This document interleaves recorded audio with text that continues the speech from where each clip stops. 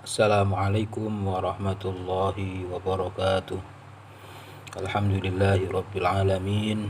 Wabihi nasta'in ala umurid dunya waddin. Wassalatu wassalamu ala ashrafil anbiya wal mursalin Sayyidina wa maulana Muhammadin wa ala alihi wa sahbihi ajma'in. Amma ba'du. Para siswa-siswi MTS Fasilatul Huda yang berbahagia, Alhamdulillah pada kali ini kita masih berkesempatan untuk melaksanakan puasa Ramadan. Semoga kita mendapatkan barokah dalam rangka melaksanakan puasa Ramadan di tahun ini. Siswa-siswi yang berbahagia, pada kali ini saya akan menyampaikan materi kegiatan Ramadan kita pada kali ini dengan pembahasan yaitu masalah i'tikaf. Jadi begitu banyak keutamaan dan keistimewaan bulan Ramadan yang telah Allah sediakan bagi kaum muslim.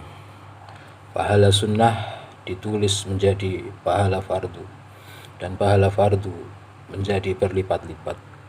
Demikian juga amalan ibadah lainnya menjadi nilai tinggi saat dilakukan di bulan Ramadan, apalagi di malam harinya, karena sebagaimana telah datang hadis bahwa di antara malam bulan Ramadan terdapat malam kemuliaan yang lebih dikenal dengan Lailatul Qadar, dan Nabi lebih menekankan lagi untuk mencarinya di 10 malam terakhir, terutama di malam-malam ganjil. Iktikaf menjadi ibadah pilihan di dalam menemui dan mencari malam kemuliaan tersebut. Melihat begitu besarnya pahala yang Allah janjikan kepada orang yang beriktikaf, terlebih lagi di bulan Ramadan. Tradisi yang ada di Indonesia saat 10 malam terakhir, terutama di malam-malam ganjilnya, umat muslim berangkat ke masjid untuk melaksanakan ibadah iktikaf. Oleh karena itu, di sini saya akan sedikit membahas definisi iktikaf dan persoalannya, agar kita tahu makna iktikaf secara syar'i dan dapat meraih pahala yang banyak dengan iktikaf yang benar sesuai dengan tuntunannya. Yang pertama, saya akan menyampaikan definisi iktikaf. Iktikaf menurut syariat yaitu muksun mahsusun li syahsin mahsusin fi makanin mahsusin bi niyatin mahsusin. Iktikaf yaitu berdiam diri secara tertentu bagi orang-orang tertentu di tempat tertentu dengan niat-niat tertentu. Ini merupakan definisi iktikaf secara syariat atau secara syar'i, atau bisa dikatakan secara terminologi. Kemudian dari segi bahasa, iktikaf adalah berdiam diri di sebuah tempat, baik untuk melaksanakan kegiatan-kegiatan yang baik ataupun bahkan kegiatan-kegiatan yang buruk. Itu juga disebut dengan iktikaf, tapi hanya dari segi bahasa. Kita melaksanakan ngopi di warung kopi, itu juga bisa dikatakan iktikaf, tapi hanya secara bahasa, bukan secara syariat. Karena yang dinamakan iktikaf secara syariat adalah berdiam diri secara tertentu bagi orang-orang tertentu di tempat tertentu dengan niat-niat yang tertentu pula. Kemudian masalah keutamaannya sesuai dengan sabda Nabi, barang siapa yang berjalan di dalam membantu keperluan saudara muslimnya, maka itu lebih baik baginya dari iktikaf 10 tahun lamanya. Jadi ketika kita melaksanakan sebuah perjalanan, kemudian dengan niat untuk membantu saudara muslim yang lain, maka pahalanya adalah lebih baik daripada iktikaf 10 tahun lamanya. Dan kemudian barang siapa yang beriktikaf 1 hari karena mengharap ridha Allah Subhanahu wa taala, maka Allah menjadikan di antara dia dan api neraka sejauh 3 khandak atau parit. Setiap khandak atau parit tersebut satu dengan khandak yang lain jaraknya sejauh langit dan bumi. Ini merupakan keutamaan iktikaf yang kita laksanakan. Kemudian Nabi juga bersabda, barang siapa yang beriktikaf 10 hari di bulan Ramadan, maka baginya pahala 2 haji dan 2 umrah. Subhanallah, ini merupakan sebuah pahala yang diberikan oleh Allah kepada kita kebetulan pada kali ini kita melaksanakan puasa Ramadan, maka seyogianya kita melaksanakan iktikaf. Karena apa? Karena pahala dari orang-orang yang beriktikaf di bulan Ramadan, 10 hari di bulan Ramadan, maka sama pahalanya dengan 2 ibadah haji dan 2 ibadah umrah. Kemudian selanjutnya hukum iktikaf. Hukum iktikaf ini dibagi menjadi 4. Yang pertama, wajib jika iktikaf tersebut dinadarkan. Contoh, saya bernazar jika tahun ini tidak ada ujian nasional, maka saya akan beriktikaf 1 malam penuh di masjid. Maka ketika nazarnya itu terpenuhi, maka dia wajib melaksanakan iktikaf semalam suntuk di dalam masjid. Ini yang masuk hukum yang wajib. Kemudian yang kedua adalah sunnah. Iktikaf sunnah inilah iktikaf hukum asalnya, dan lebih ditekankan lagi di bulan Ramadan, seperti iktikaf yang kita laksanakan sehari-hari di masjid. Kemudian yang ketiga, makruh.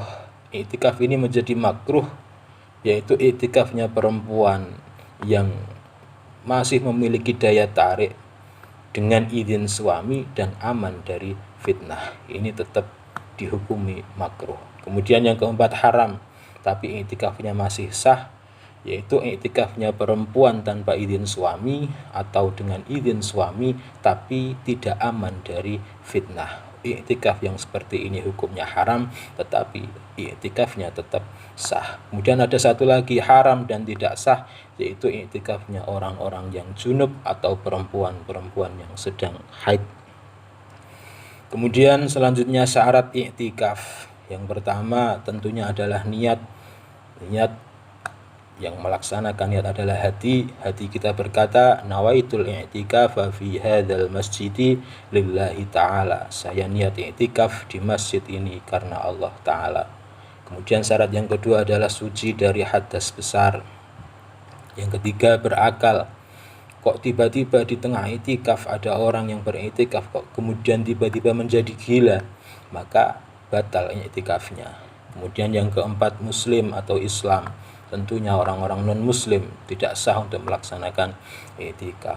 Kemudian yang kelima, syaratnya adalah berdiam diri minimal seukuran tumakninah sholat atau lebih sedikit, atau kalau diukur sekitar 3-5 detik.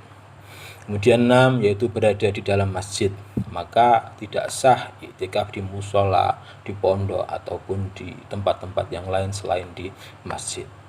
Kemudian itu menjadi catatan, melihat hukum iktikaf bagi perempuan adalah makruh, itu pun jika tidak dikhawatirkan timbulnya fitnah, misalnya menyebabkan laki-laki yang memandangnya menjadi syahwat atau terjadinya khalwat atau pacaran. Jika dikhawatirkan akan timbulnya fitnah, maka hukumnya menjadi haram. Maka alangkah baiknya bagi perempuan, terutama para perempuan-perempuan yang masih muda, hendaknya tetap berada di dalam rumah saja, melaksanakan aktivitas ibadah lainnya, semisal membaca Al-Quran, berzikir, membaca buku-buku Islami atau yang lainnya. Ini lebih utama dan lebih aman bagi mereka. Kemudian muncul permasalahan iktikaf di dalam rumah, ini sah atau tidak. Kemudian tidak usah khawatir, bagi kaum hawa yang tidak beriktikaf di masjid masih bisa beriktikaf di dalam rumah, dan pahalanya pun sama sebagaimana iktikaf di dalam masjid. Ada pendapat di dalam mazhab Hanafi, dan bahkan pendapat ini dinilai muktamad atau kuat dan boleh diikuti mengingat situasi dan kondisi sekarang ini bagi wanita yang keluar dari rumah sering terjadi fitnah. Jadi kalau melihat situasi sekarang, perempuan-perempuan yang keluar dari rumah ini dikhawatirkan terjadi fitnah, maka kita bisa mengikuti pendapatnya mazhab Hanafi yang memperbolehkan seseorang untuk iktikaf di dalam rumah. Kemudian yang perlu diperhatikan bagi seorang yang tarawih di masjid, maka ketika masuk masjid maka niatkanlah iktikaf agar pahala kita menjadi rangkap, ada pahala tarawih dan juga pahala iktikaf. Bagi kaum pria yang melaksanakan sholat Jumat, maka niatkanlah iktikaf saat memasuki masjid agar meraih pahalanya iktikaf, terutama di bulan Ramadan ini. Bagi yang lupa niat i'tikaf, maka tidaklah mengapa diniatkan i'tikaf di tengah-tengah ia melaksanakan sholat tarawih, namun di dalam hati dan tidak boleh dilafatkan. Contoh, ketika kita lupa, kita tidak melaksanakan niat i'tikaf, kita ingat kita sudah melaksanakan sholat tarawih, maka dalam hati kita berniat untuk melaksanakan i'tikaf, dan i'tikaf yang seperti ini tetap dianggap sah.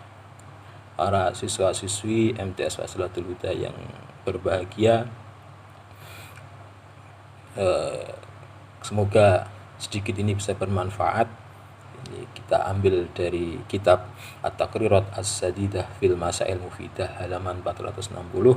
Akhirul kalam, assalamualaikum warahmatullahi wabarakatuh.